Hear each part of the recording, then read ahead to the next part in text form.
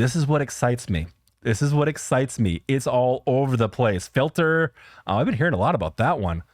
Louder Than Bombs. I love that everybody has a different answer.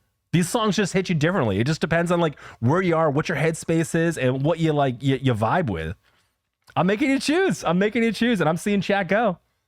I'm seeing it go, and I'm seeing a lot of first-time chatters. Hey, first-time chatters, say hi. We don't bite. We're fine. We're kind around here. Oh, I'm seeing a lot for Black Swan though, and Louder Than Bombs. I don't think I've ever heard of that one. Filter, I think, is something people have been wanting me to do for a while. 0 Hour Ego, Louder Than Bombs. Wow, there's a ton. Okay. Let's check out the document. Do I have it up over here? I do. Okay. The Dream Team has put together this for us. They're kind enough to put together this whole document, and they kind of just let me know about what, you know, songs are about and the album concepts and whatnot. I don't know if I want to read the description of the song before I react to it, or just react to it and then read the description. I kind of mixed it up last time where I just went in blind and then read the description and just saw how far off I was. Yeah, read after, Pam? All right. Yeah, Pam's never let me down before. We'll read after. I am going to read this description over here, though, first. Hold on a second. Let me move this over here so I can read it. All right. Let's just read the description of the album. I won't read about the tracks. We'll just go into them blind. The first one, or the description of the album is Map of the Soul 7 is meant to symbolize the 7 members of the group as well as the 7 years the band has been put together. Map of the Soul was based on the theories of Carl Jung, who thought that the human psyche was made up of various components, primarily persona, shadow, and ego. Map of the Soul was supposed to be a trilogy, with shadow and ego being their own EPs. Oh, really? I didn't know that. But with their 7-year anniversary, it was made into one larger album. Okay, all right, very cool. The trilogy thing would have been neat too, but the 7 makes total sense. 7 guys, 7 years, anniversary, I get it. This album became the best-selling album of 2020 within an hour of its release. Within an hour of its release, it debuted at #1 on all real-time Korean musical charts, an achievement known as the perfect all-kill, including songs from the EP Map of Soul 7 Persona. The album is a total of 21 songs, 15 being new. This album was released February 21st, 2020, and BTS had the chance to perform. BTS never had the chance to perform any of these songs in front of Army because of COVID shutdown until last year at their concerts for LA. Oh, I didn't even think about that. Yeah. So they release the super popular album that is the perfect kill, and they can't even play the songs live. Oh boy, that must have been tough. That must have been tough. I think I started getting into BTS as like Corona was starting to wind down, so I didn't know about any of this stuff, but it makes sense. But now that I'm getting caught up, like, okay, I'm seeing now. Okay, that probably made the LA shows like that much more intense. Yeah, definitely did, huh? Okay. Well, I'm assuming at some point the Dream Team is going to put together live versions of all of these songs, and we'll do that on a separate stream. But today we're here to do the album. So I think if I just play here, yeah, it's all in one playlist. I can just let it go. You guys ready? Let's do this thing.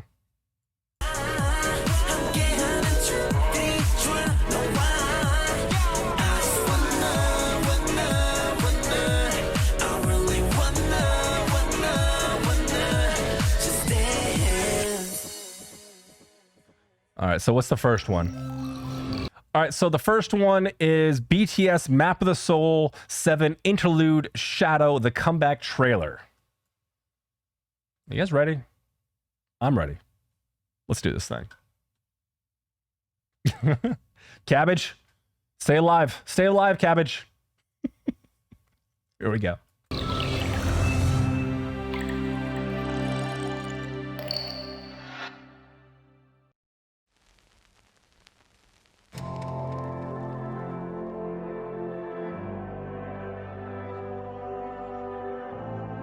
Oh boy. I wanna be rapped. I wanna be the top. I wanna be the rocks. I want it on mine. I wanna be rich. I wanna be the king. I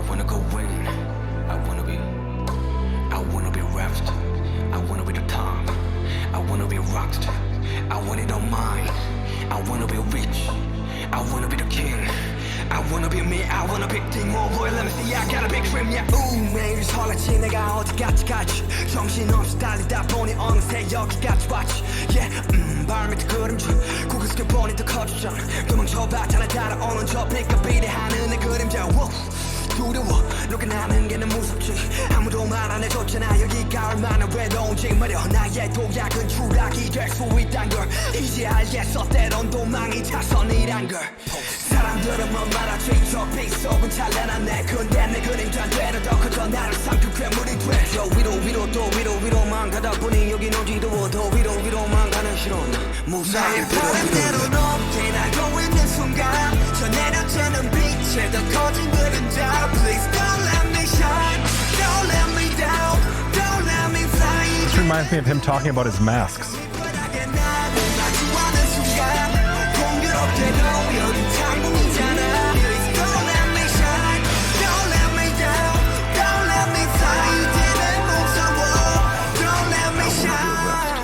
I wanna be the top.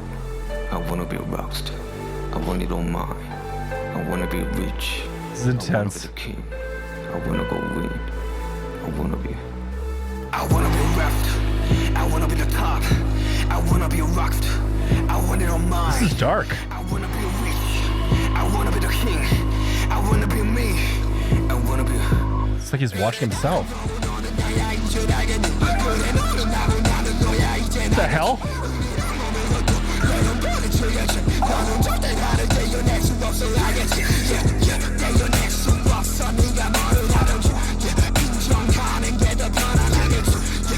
What a shift.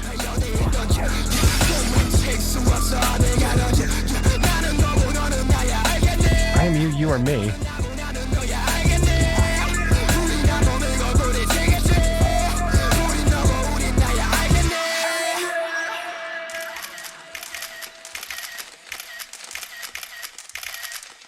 It's like he's lost in the crowd. Okay. What an intense, dark way to start the album. So Interlude Shadow is the name of the song, and he directly talks about a shadow the entire way through it. And he's talking about like the shadow is actually a person. It's not just a shadow. It's like a mirror image of him or a different version of Suga. This song is strange in the structure for sure, where there's some odd twists and turns that I was not expecting, and it definitely has a dramatic, dark approach to it. It definitely gets hyped up there towards the end, but I wasn't expecting that chorus. That was a complete shift. It felt like a different song completely, but that shouldn't and does not surprise me. Suga is known for that kind of production. He's known for doing that with his music and completely changing the direction in it. The music video, again, yeah, pretty dark, but I think some of it seems pretty straightforward, especially when he's talking about who he is compared to his shadow and kind of getting lost in the audience and having different versions of himself, which again is giving me flashbacks to, I believe it was his first mixtape when he was talking about the different masks that he has to wear. So the shadow's like a different version of the masks. Now, again, I have zero context behind this. I'm grasping at straws here, guys, and I'm probably getting a lot wrong. But I wanted to give my first authentic idea of what I thought this was without really any input. It's dark. It's ominous. It's abrasive. It's not easy to digest, but it's still catchy. It's smooth in some parts, but abrasive in others.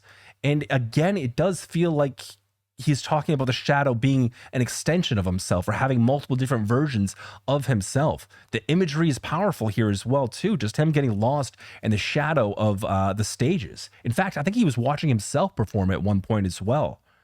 But getting lost in the cell phones, all lights and stuff like that, it just seems like he's kind of talking about where he is and the success. But it seems like he's also taking this to a darker place and talking about possibly some of the darker elements of being at this level. He repeats several times that he wants to be the king. He wants to be a rapper. He wants to be a rock star. He wants to be on top. But I think he might be asking himself at what cost. Okay. That's my theory.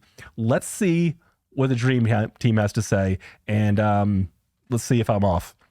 All right. So They're telling me Interlude Shadow. This song is Suga's solo song.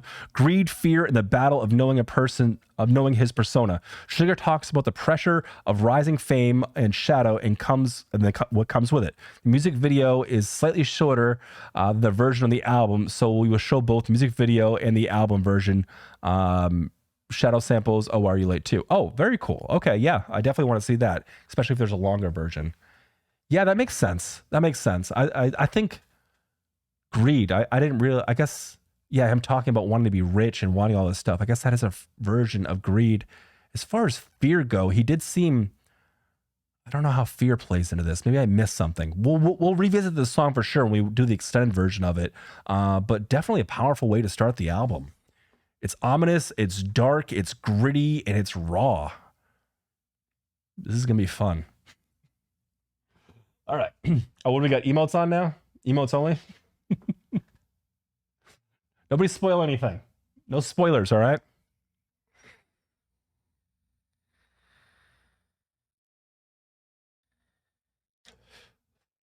All right. Let's should I watch? I almost want to watch that again. It's only 2 minutes. I'm watching it again. I know we're gonna watch the extended version, but I was paying attention to lyrics on that one, and I think I missed some of the imagery, so I just want to real quick. It's only 2 minutes. Only 3 minutes. Starting off in this hallway here. Now, again, there's like shadows, well, dark figures that seem to be kind of like deteriorating. And what's that red stuff around the door?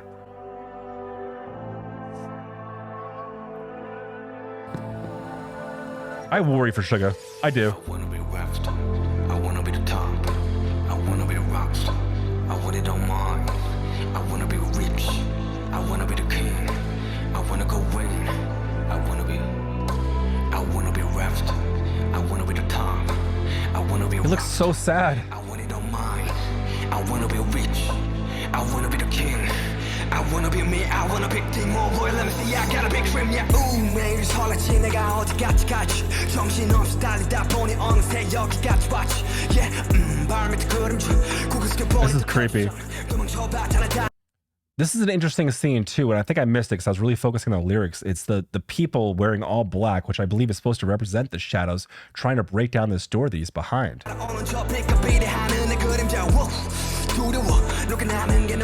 Is he afraid of not being able to live up to the hype of what people think he is, and that is his shadow?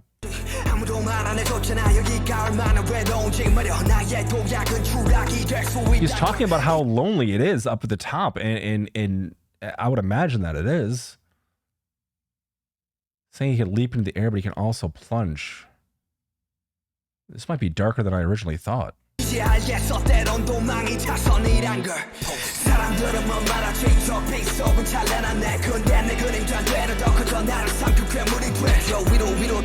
He's worried about being consumed by the fear and the greed of his shadow and it being taking over him completely and there be nothing left, which is something that happens to most artists, especially ones at this level.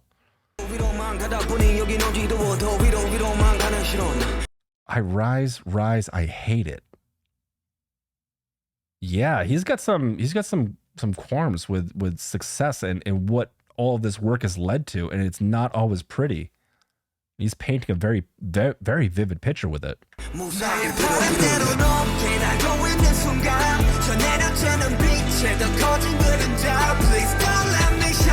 Yeah, this is polished.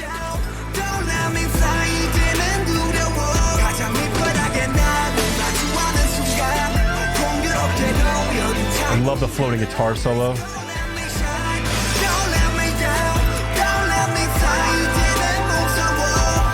It's almost like he's afraid of what he's going to succeed and how high it's going to take him and if he's ever going to be able to even come out of that. I want to be the top. I want to be a rockstar. I want it on mine. I want to be rich. I want to be the king. I want to go win. I want to be rapped. I want to be the top. I want to be a rockstar. I want it on mine. It's like it takes you like down and then you're like, oh God, I'm in this weird dark place. And then all of a sudden he switches keys and goes even darker on that. We have like the ominous dissonant piano and like these like really dark undertones. But then like he turns it up to 10 and takes you even further into like the gut the depths of the darkness of this song.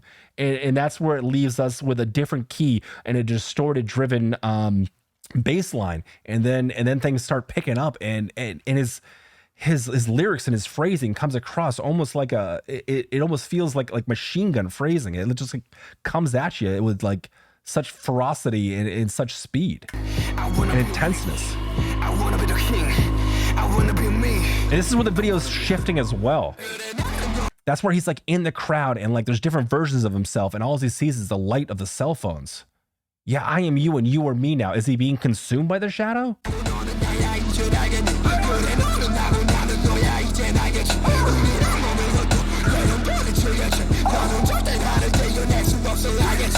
Even his expression, even like his delivery and stuff like that, like his voice cracking and going up higher and stuff like that, just adds a different level and layer of grittiness to an already gritty offset to what should be the normal chorus.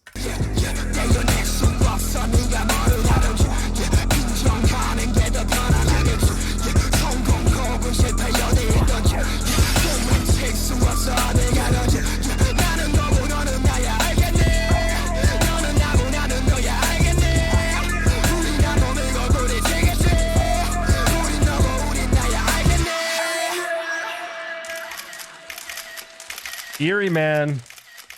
It's eerie, but it feels honest. It feels real. It feels like he's having a conversation with people and he's letting you in on what it's actually like there at the top and his actual fears of being consumed by what I believe is his shadow, which might be just different people's, you know, versions of what they think that he is. And he knows that he's doing it to himself, and he's almost like reaching out and like begging people, please don't let me get higher. Don't let me get to this level. I don't know if it's going to consume me. And it's moody, it's dark, it's abrasive, it's difficult to digest, but at the same time, it's got very creative and very playful production. But it takes you to a dark place. And then when you think you're there, it goes even deeper into the bowels of what this is. And yeah, one hell of a way to start off the album. This is going to be fun. Let's see what's next.